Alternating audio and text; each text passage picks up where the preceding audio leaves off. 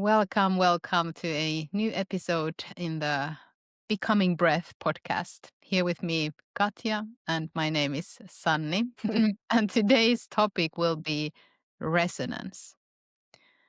I read a few weeks ago a comment in a WhatsApp group that I'm in that resonance is so overly used and I don't like the word resonant, someone saying. And I was shocked because resonance and resonating with something is, in my opinion, one of the most beautiful words that exist because it carries a lot of meaning. There is a lot of both metaphorical but also this like felt sense in that Mhm. in that word. So maybe resonance is a little bit misunderstood because we have also, as a society, lost a lot of that resonance, and we are maybe less able to resonate with each other, with nature, through our breath. By the way, this is how it relates. What? This is how it relates to the to the to the name of the podcast. So after this introduction, you are writing stuff down, Katja. How are you And doing? What as comes up? per usual, yes. So first of all, I do agree that resonance is I love the word as well.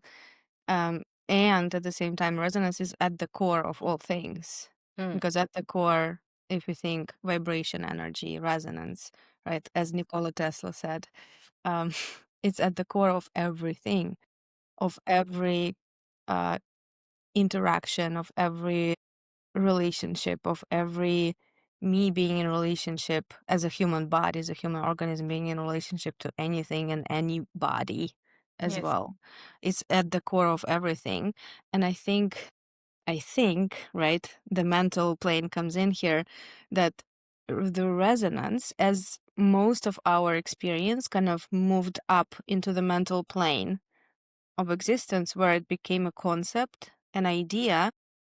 And yes, we can read all those words and we can listen to all those podcasts and we can read all the books and talk about it until I don't know, right? And it never will sink kind of more deeply into the tissue and blood and breath. But at the core of things, it is a very much embodied thing that is always happening. It is never not happening within the body because even as I speak, there's breath happening and there's the resonance of my voice happening, and I feel my chest like literally vibrating, resonating, right, with my words. Like, how do you not like resonance? Mm, How can mm, one not like? It's like, yeah, to me, it just doesn't make sense. But I think again, right? So it always goes into this mental realms of existence of conceptualizing things more than they are actually alive in the body. yeah. And this is I where like all the juice of life lives. yes, absolutely. And this just brought to me, or like this, I find that resonance is an important pathway in falling in love with your voice, with your breath, with yourself, with the body, which is something that a lot of people struggle with. Body positivity, in a way, resonance is is a pathway into that because, as you said, every breath, every word, our voice, it is resonant in its nature. But I'm considering where to go here because I would want to talk about resonance frequency breathing, but at the same time I would really want to dive deeper into what does it mean when we say that resonance is in the core of everything? Like what does that mean? Like why? Mhm. Yeah, and that's also a deeply philosophical question. Mhm. We can talk about the nature of the universe here, but where should we go? Let's start with the breath first. Kind of take a small little bit of something, and then, as per usual, it is a fractal of the whole Mm, universe, right? And this is the fun part for me. yeah, exactly. So resonance frequency breathing is a coherent breathing pattern. The other name for it is coherent breathing. That is usually a synchronized breathing rhythm, equal inhalations and exhalations, or a little bit longer exhalation, for example. And this kind of breathing rhythm that is quite natural for the human body. And I come back to that. What does it mean? Should we always be breathing like this? Or should we maybe allow us to sink towards the resonance that is there in the core? But this is a breathing pattern that has been proven to improve the heart rate variability, for example, to synchronize and harmonize the bodily rhythms like blood pressure, the pulse, and your breathing rate. So, for example, these rhythms will be harmonized through this breathing rhythm, and that is also affecting the brain rhythms and cognitive function, emotional regulation, and all that. So, this is one of the most healing breathing rhythms if we look from the perspective of science. And now that we are bridging the science with the magic and also the kind of a more of the metaphysics, it doesn't surprise me or you or anyone at all that it is that important for the bodily health as well. Did you want to say something? I want just to add another. It's not a perspective. It's a like a little something to kind of keep in mind, or rather keep in the body. That the resonant frequency of the body, right? Again, when we say these things, very often it's a very mental construct of I don't know. Resonant frequency sounds like woo woo, but it isn't. It's a very physical ability of the body tissue, of fascia, of muscles, bones, and blood, and everything, of body's tissue to transmit and move energy. That's it. It's that simple. Resonant frequency of the body is the ability of your nervous system and your fascia and everything that the body is made of to transmit energy as it moves it as it comes in and as it moves out. Right. And when there is not enough capacity in the body, which is not like a shaming thing because this is how bodies function, this is human nature 101. Mm, When there is not enough capacity of the body to do that, there is like patterns of holding and this inertial fulcrums, right? Is there's like points of holding and keeping and gripping and something that we would call trauma in the mm, body. mm. Yeah. Um, yeah, definitely. And this is, by the way, an interesting thing because science, Western science, is not very wise, intelligent in studying whole systems. Mm-hmm. So when we talk about resonance frequency breathing is something that we can study, and then from that, taking that as a foundation, of course, we can study the body. But I mean, to study the capacity to transmit energy or transmit flow throughout the system is something that is not that easy to Mm-hmm. study. So the breath as a foundation, and then how that foundation affects the different bodily rhythms, that's something that we know. But I completely agree, and this is also the felt experience of the breathing rhythm or that kind of harmony, is that it really vibrates, it really reverberates Mm-hmm. throughout the system rather than being something that is, okay, I breathe like this and then I hope I get some benefits in emotional regulation and cognitive function. And there is for sure something else that will happen as well. So, yeah. And that comes like, I will just mention this, people who feel that they don't get benefits from breathing practices, or they are just being introduced into this rhythm, breathe like this. To me, it tells only and only about that the foundation is not strong enough. Mm-hmm. It is done from a performative Yes. point where you just do the breath rather than start from the non-doing and allow it to emerge it's not completely like only about emergence, but it is something that you allow to emerge and influence at the same time. So you're all the time in this like, Mm-hmm. let me, I can maybe lengthen my exhalation a little bit. And now let me give a little bit more space to the receiving of the inhalation. And for some, this is like too poetic language. Just tell me what to do. Mm-hmm. If we really want to affect the whole system, I find that we need to use these words in a little bit more poetic, resonant way so that every tissue comes along. Because our words can be so pointy, breathe in, breathe out, breathe in, breathe out, which are very mechanistic, which is like talking to a robot. But when we are talking to and with the human system, we need a little bit more of, Oh yeah. Oh yeah. Oh yeah. vocabulary in there so that the system really comes along with that. Okay, that was just a side note about the. Yeah, little, just a little side note. And this is also kind of comes to the point of living in the realms of mental abstraction versus living in an actual felt experience, because kind of humanity in general, which is again, I'm generalizing, so not everybody, not always, but we generally unlearned to understand this mythopoetic language in the range of it.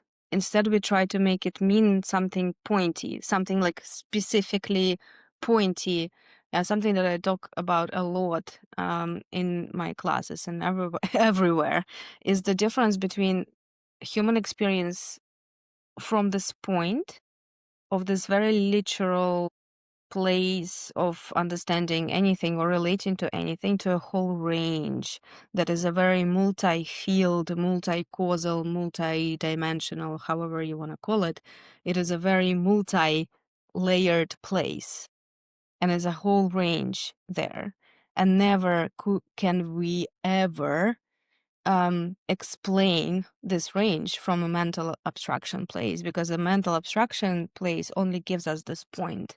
Mm, We do our best. The poets do such good work, right, mm, with this mythopoetic languaging, also speaking about the body and the kind of the whole human experience of perceiving life.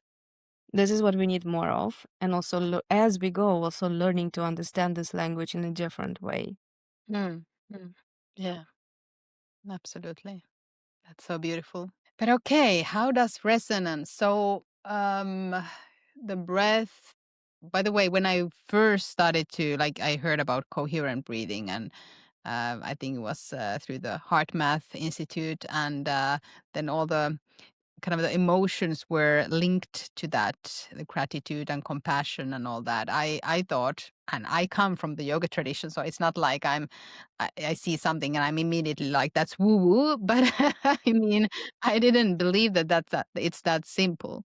But I really spent years in digging into the research and having conversations with different practitioners. And my main question was always, does this emerge on its own, or do we need to do it? Do we need to do consciously? Because somehow it has become this thing that we should always be breathing 6 breaths per minute. Is We it should always aim to is it a that. We thing? should always consciously breathe so Mm. that we get our body into this resonance frequency.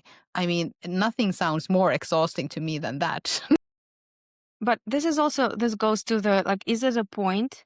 This Yes. is the only way, right? This is the only correct way for every person on this planet to breathe all the time. Mm, Like, mm, this is ludicrous. To me, it's just like, no. mm, mm. But the resonant frequency of the body changes also depending on the context. Yes, exactly. And everyone, by the way, has individual resonance frequency. No one can tell you exactly what it is. If we would Mm-hmm. want to be really scientific about it, we would test it. But again, when we add testing to a breathing rhythm, everything else, like there are so much variables that affect the results. So maybe we don't focus on that now. But as well, like that's a resting breathing rhythm. That's a rhythm that emerges in a when the body is quite calm, when there is relaxation present. And that will be completely different when we are walking, when we are engaging, when we are in relationship with something else. Mm-hmm. So completely agree with what you're saying. And to me, this, like, again, bringing it from the concept world into the felt world, um, noticing and being able to notice the felt experience of resonance through my breath is also brings me into intimacy with breath, and through that intimacy with life, and then that it becomes like this cooperative surrender, right? The co-creative surrender, where I'm not like, okay, I guess I'm not gonna do anything, and like, this passive completely, but it's a cooperative, very participatory relationship. And again, life not as a mental abstraction of like whatever life means, but is an actual, very palpable, very felt experience. Yeah, this quality of aliveness and tides that are moving all the time, like that are never not moving. Um, and being able to find myself in that context and being able to feel that, like experience that and perceive that through my sensory faculty, and not just the physiological senses, but also subtle perception. That's everything to me. Like anything else, of like breathe like this to feel like this. Like I don't want that. Mm. Because Yeah. again, it brings us very much into the point of things. I'm very interested in the range and the aliveness of the range versus this pointy experience of if this, then that. Mm. Yeah. But this might be a bit hard to mentally again understand, because to That's name. exactly the point. Yes, exactly. But because when we name, for example, emotional regulation, like what does it mean? How Mm, can resonance frequency breathing help you to navigate in life? And then we need some like points. Like, okay, when you are in a shopping mall, you don't get that stressed. You don't get that overwhelmed I by do. your I senses. do. I do more in the Right? shopping mall. I get very old, so I usually try You're to not avoid. breathing consciously enough. So All right. Yes, correct. I need to like just fix that. like pointing out a point, because these are usually the.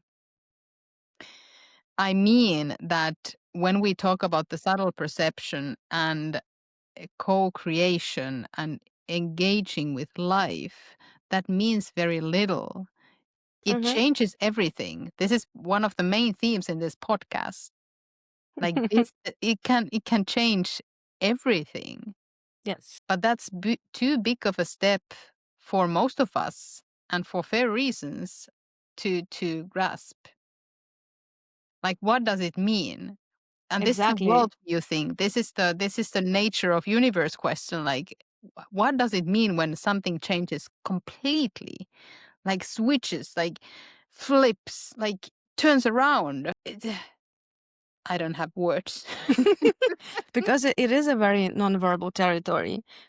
Then, like Mm, every time you would try to grasp it, yeah, this grasping, like this reaching, and like from very mental place of like, yeah, but can you explain again? Can you say that again? Can you explain? And then there's this like gripping and grasping and trying to understand in a mental way. You will fail for sure, guaranteed. Like these things that we speak about, like we try to speak about here, we try to bring it a little bit more into this, like, yeah, the graspable plane. They are very, very non-verbal things.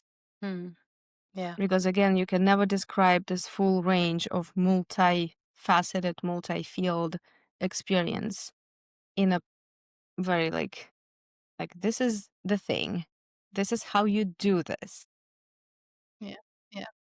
And by the way, I want to share a personal experience. One of my favorite things in the world is to listening to podcasts, reading books, reading texts, listening to thinkers who when I listen to it or I read it, I don't understand anything. I'm like Yes. completely in this place where I'm like, I have no idea, but this is so cool. Yeah. Because that really takes me out of that. I need to understand everything. I Mm-hmm. need to translate every word, and I speak multiple languages. Maybe you don't guess from my English, but I do that. Ooh. And I have never, when I have started to learn a new language, never have I translated every single word, Same. Yeah. because that's not the meaning. Like that's not the thing how I learn things or how I explore new territories.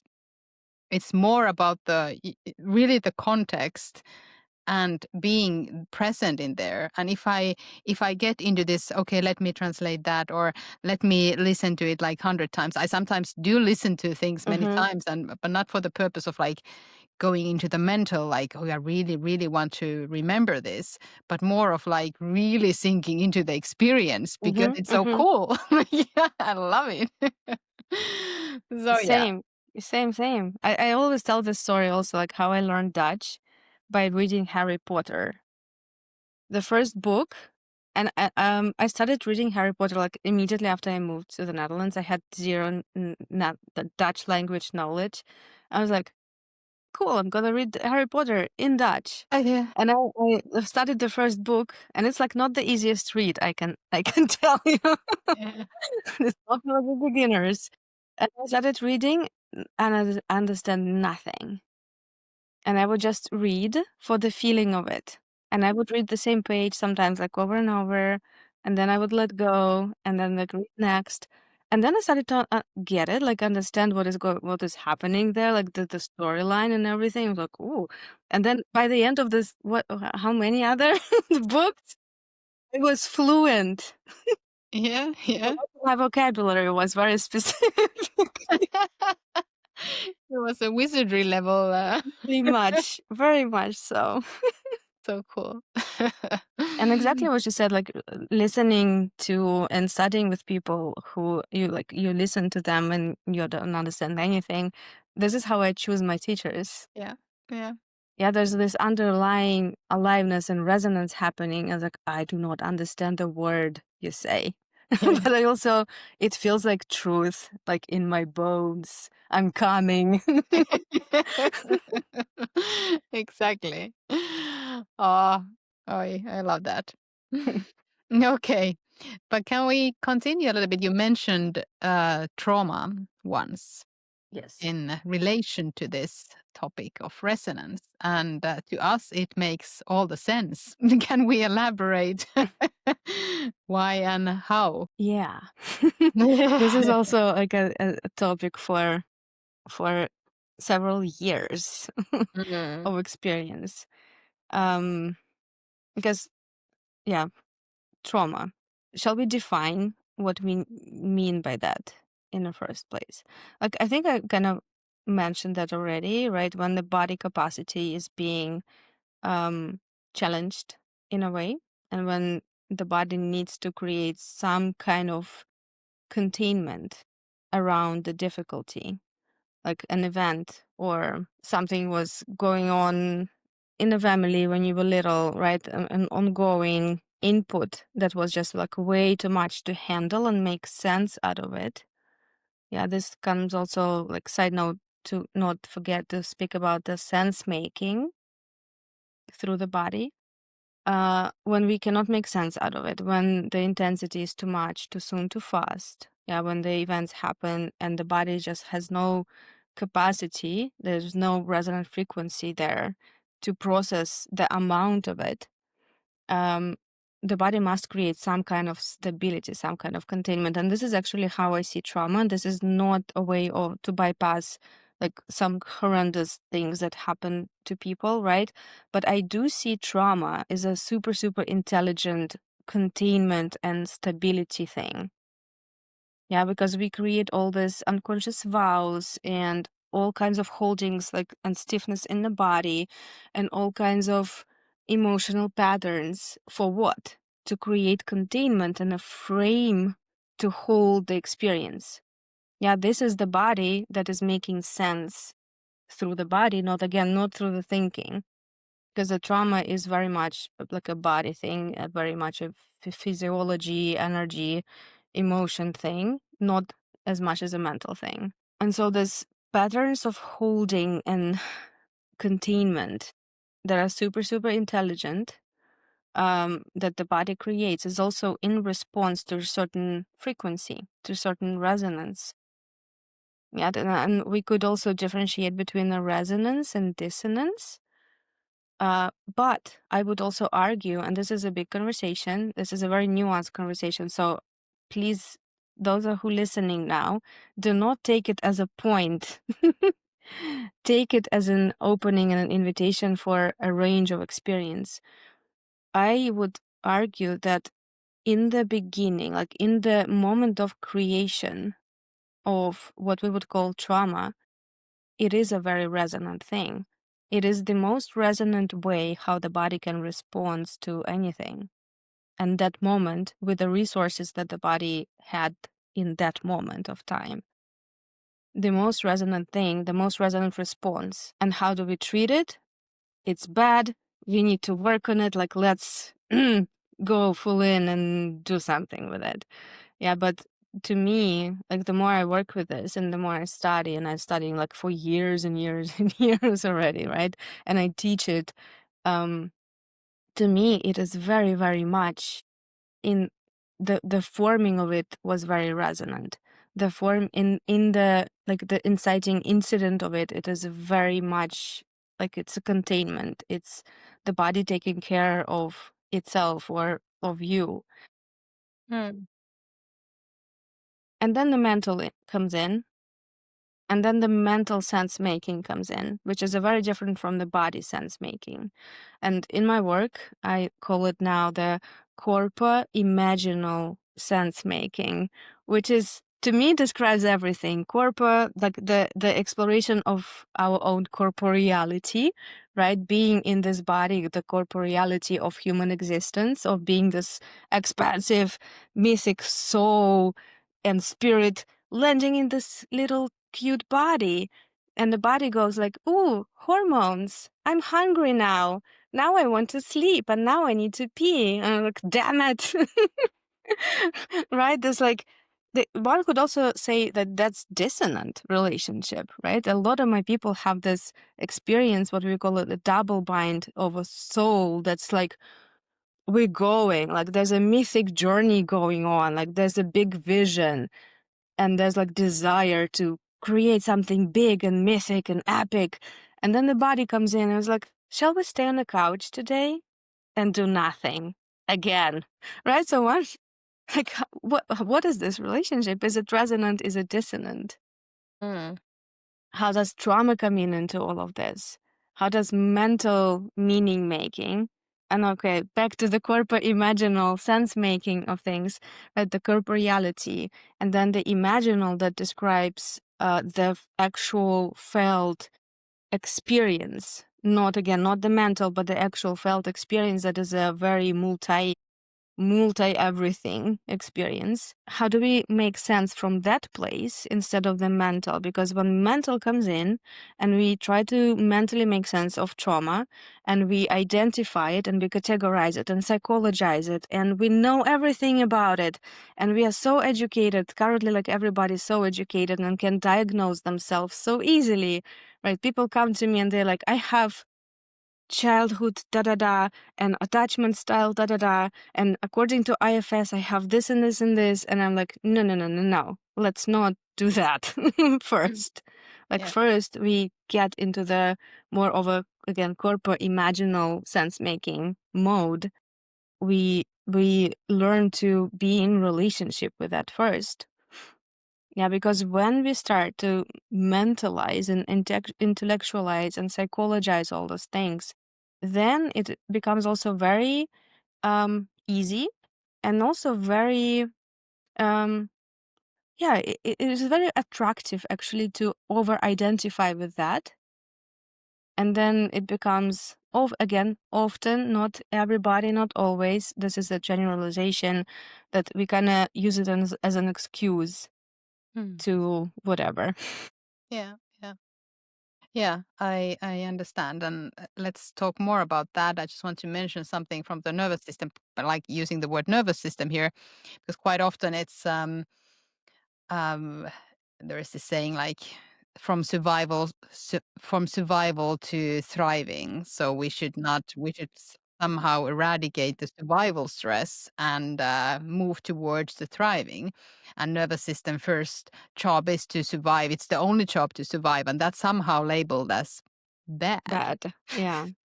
I'm like, isn't it wonderful that your body will Yeah. always find a way to survive? It's Mm-hmm. actually a so here again, I agree. Actually, I have never thought about this from the dissonance versus resonance perspective, but the trauma in its core is resonant because it is just one way that the body will find its way towards survival. The direction is always towards survival. It is never like it's not like if we somehow end up in this thriving mode expansion and so on, that the survival is forgotten because it is always prioritized, always.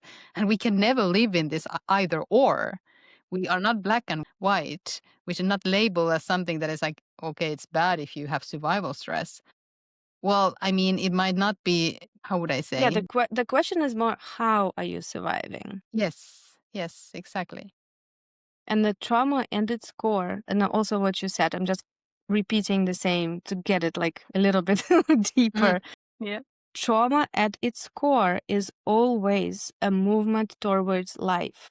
Yes. Just like let it, like, I think the moment you get it like really sink in, the whole life perception is gonna change.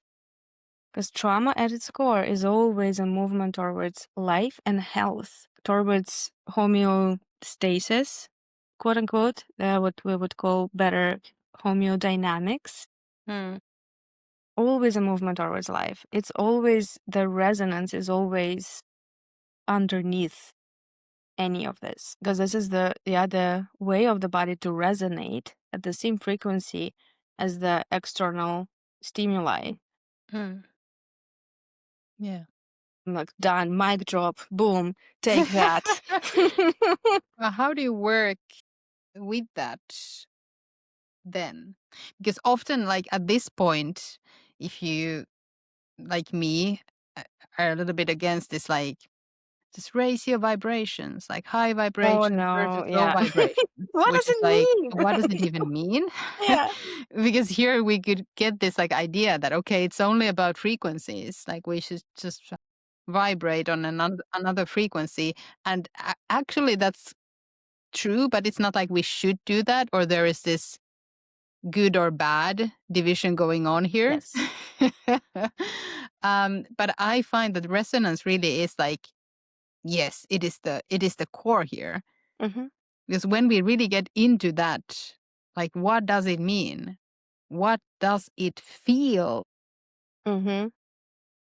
And how do I personally think of that as well, you have mentioned range a lot. Like how can we flexibly, in a flexible way, have more range and capacity to relate? But if we don't have any idea of what does the resonance with something mean, we don't have a starting point. Exactly.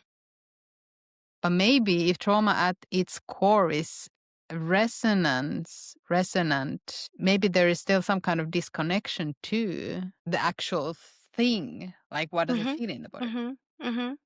Or how do you see it? Yeah, absolutely. But also it makes all the sense to me because of the nature of trauma, Mm. because it was created for very good reasons, with a lot of intelligence going into that, right? Because it was created for the reasons of body not being able to make sense from the body. So how do we make sense of it? Through the mind. Mm. right? And then there's disconnect happens because that was too much. The thing happened too much too soon too fast. We're making sense. We're creating this, like, the storage of things in the mental realm that feels quite like doable, which is, again, it's a good thing in itself, because, like, a lot of my people, right, um and you as well, you're also my people, and probably everybody who's listening, because if you're listening now still, there is some resonance going on, right? Yeah. So we develop a very big intellectual range to be able to deal with stuff. Very smart people. Like, I work with certified geniuses, super smart people. And at the same time, very deep feelers. But the deep feeling comes at a cost as well. Yeah, and then we develop something else that helps us so much in a very intelligent strategy. And then the question also to kind of tie it all into breath again, like, how does breath permeate all of it? Mm. Yeah, Because it does. how does breath Because it does. relate to all of this? Yeah. Breath always shows us range if we listen, and the resonance, like that's what I we started, and the looping back to that resonance frequency breathing, for example. What does it even mean? And what is resonance? There is there is always in the core of that a relationship, and that can always, if we listen deep enough, show us more range. And maybe when it is shown to us, we can also feel it, and that starts to permeate din din din din din Mm-hmm. tissue, every cell. And this is health expanding. This is the new frequency, quote unquote, very very Mm-hmm. very strong air quotes here. Starting to permeate and penetrate into the tissue, so that, and by the way, this is, in my opinion, this is the reason why nervous system work quite often can also change the structure of the body, Mm-hmm. like the body Mm-hmm. form, Yeah. because there are stuff happening in the in the tissue in itself. It's not only about, we're here talking about the wires and the nervous system and the electric signals, but we are working about Mm-hmm. how the body as whole works, and not only, of course, this physical body, but your whole like the fields within fields. But that's another topic. Yeah. And I And mean, quite often it's also quite popular to talk about the glimmers. Those are moments of resonance, right? When we experience something that we, for example, are in awe mm-hmm. with. Mm-hmm. Art is a whole body thing if we really engage Yeah. engage with that. So yeah, I'm just like thinking deeply, Mm-hmm. wondering about the resonance Mm-hmm. here.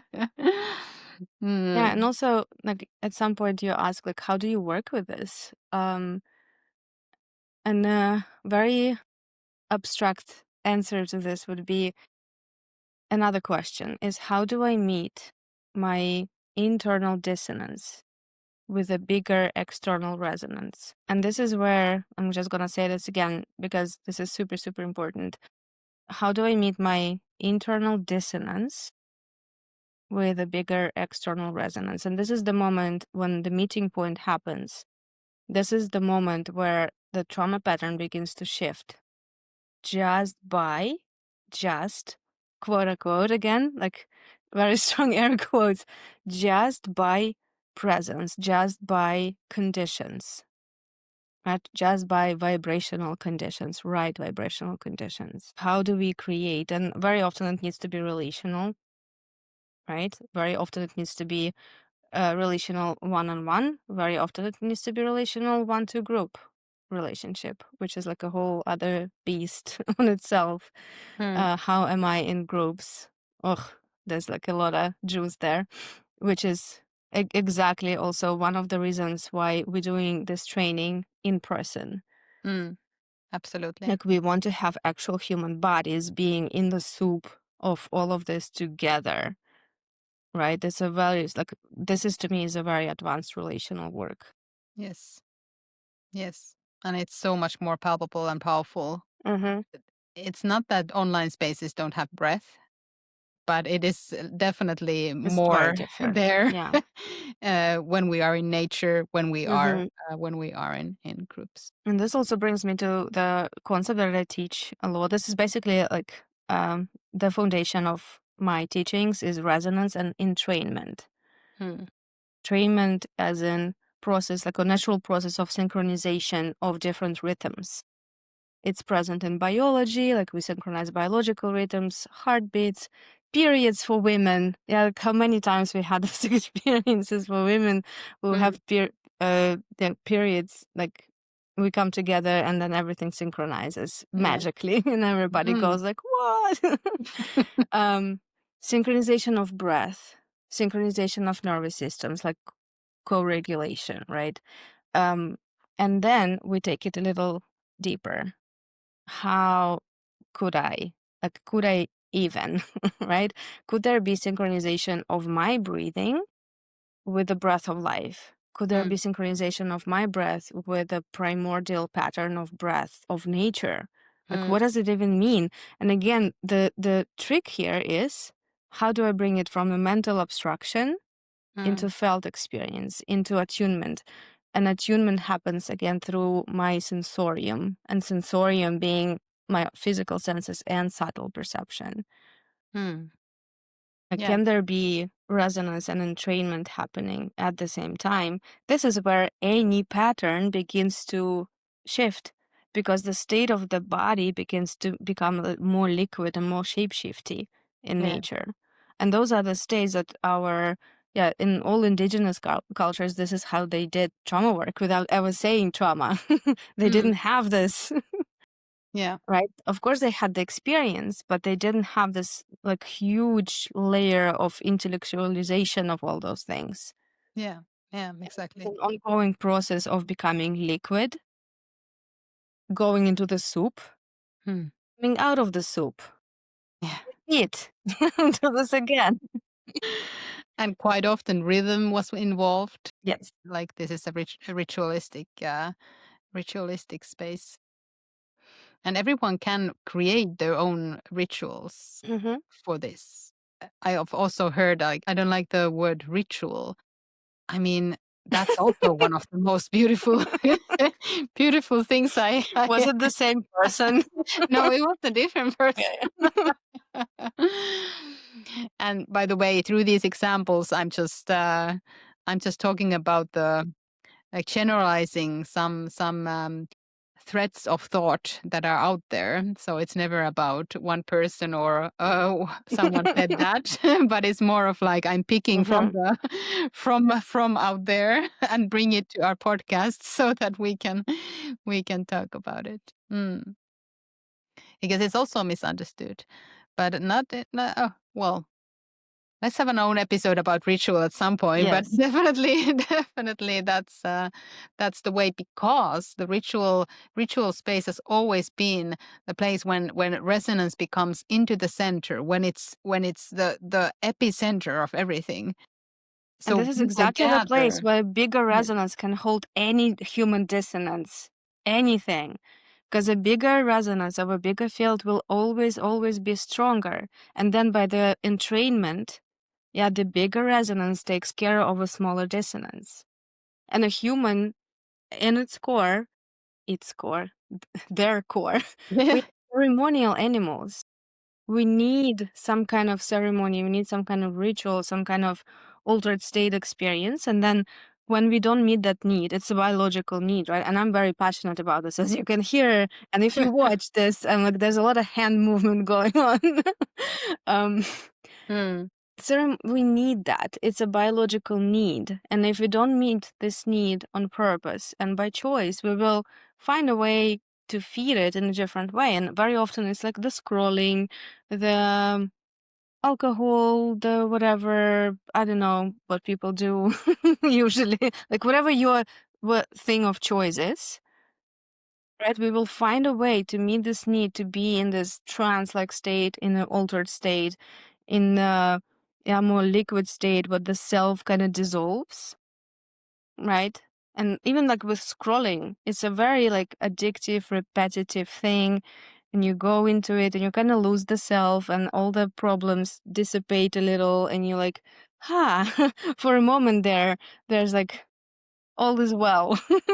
Yeah, yeah, It's that simple. exactly. And again, I want to just loop back sometimes to the resonance frequency breathing or breath or like a concrete breathing practice. And when I mention that, I often see this performed from the place of doing rather than the non-doing. But the non-doing, what it enables is that you are able to invite like bigger forces as a support, as a resource, so that it's never about only about you. And if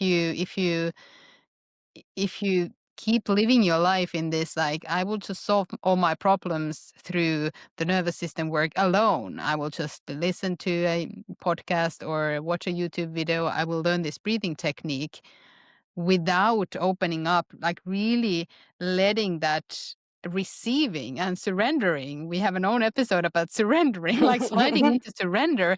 That makes it possible that you are able to receive the support.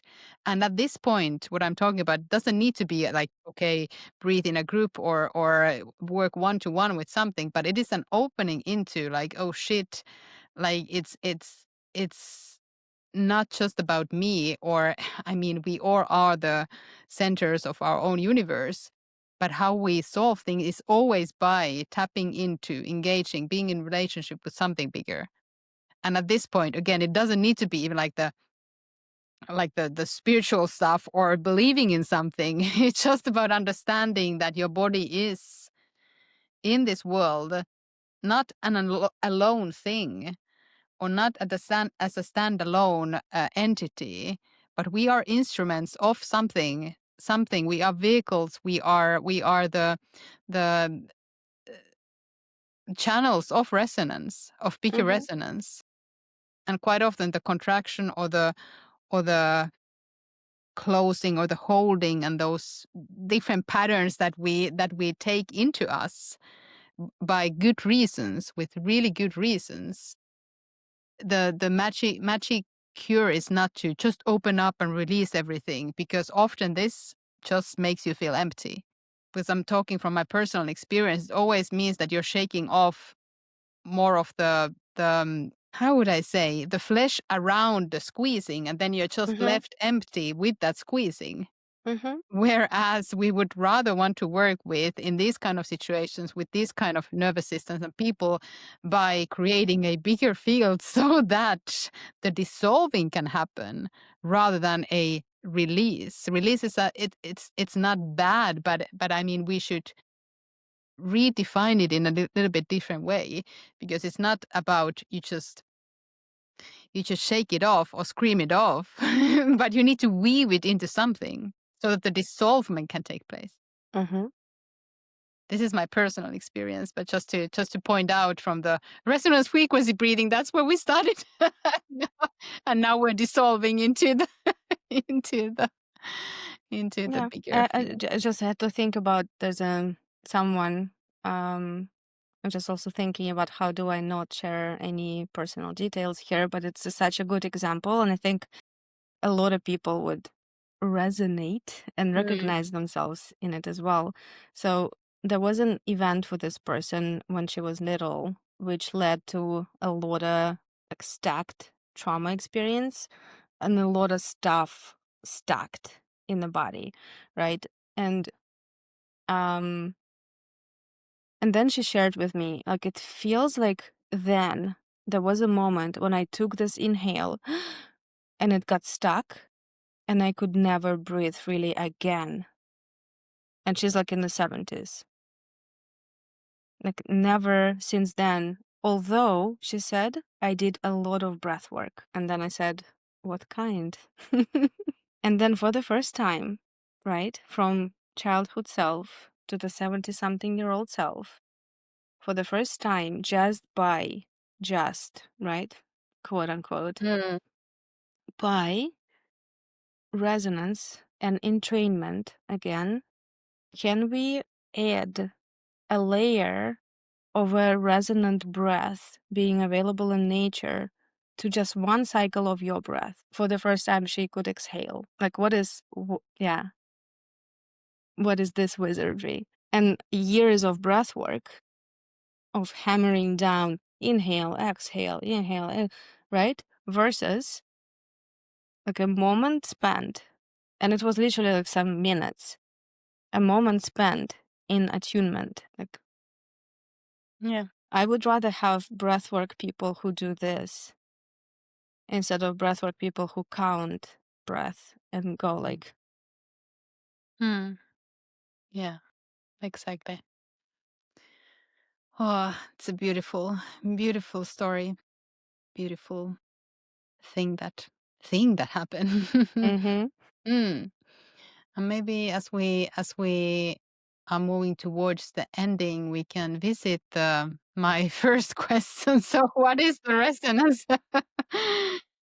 why why is it in the core of everything? And I don't want to make this too complicated at this point. But to me, the most felt experience of the resonance is through nature, but also through hum, mm, yeah, because the sound is in the core of everything. Like the universe in yogic traditions, it is the sound mm-hmm, that has created the whole world and the whole universe. The world is all the time humming. The frequencies and the things that we can measure with all our advanced mm-hmm, measurement tools, they are some kind of rhythms.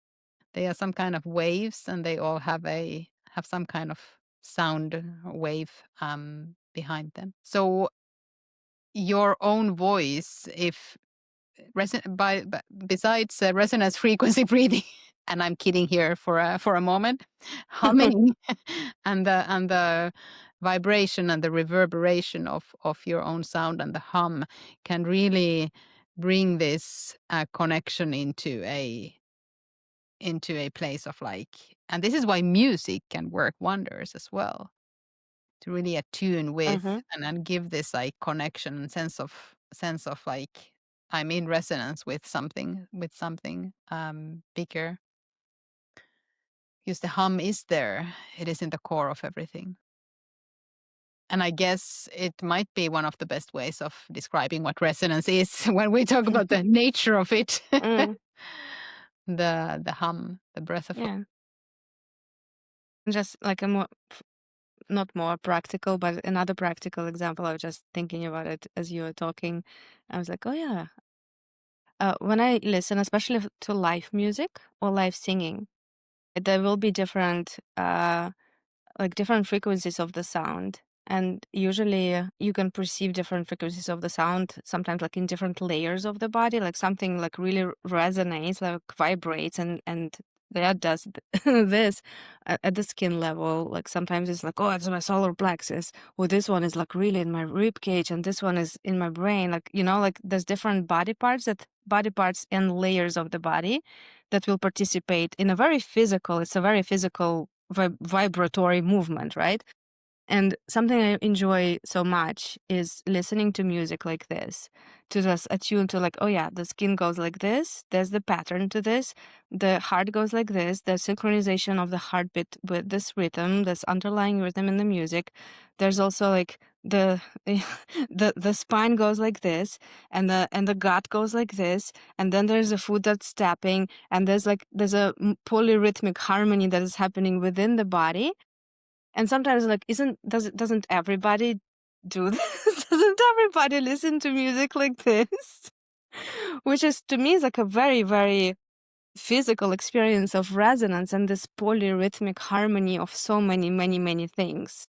Yeah, Right. exactly. So yeah, here's a Exactly. life And the hack. heart is a good if you start with something, heart is a very very very good way to start. I have a drum, and I always notice if I do drumming with this kind of, not this drum, but this Hmm, hmm. this drum. meaning And that hand drum, it's called. that more of the drum that is made of Mhm. reindeer skin and all that. So that the heartbeat is usually the first one that kind of like catches it. And then your drum and your heart are the same. And yeah, different things start to happen happen in your body.